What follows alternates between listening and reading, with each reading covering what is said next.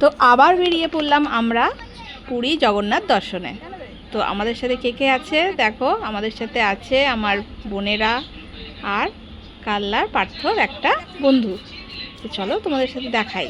আর এই দেখো, এই পুটকিটা দেখো কি করছে।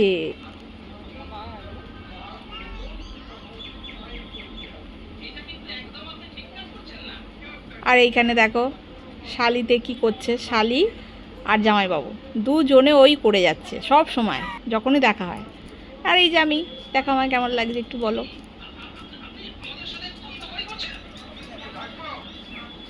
চলো আমরা চলে এসেছি সাঁতরাগাছি, এবার আমাদের ট্রেন এসে যাবে। আমাদের ট্রেন ছিল সুপারফাস্ট এক্সপ্রেস শালিমার।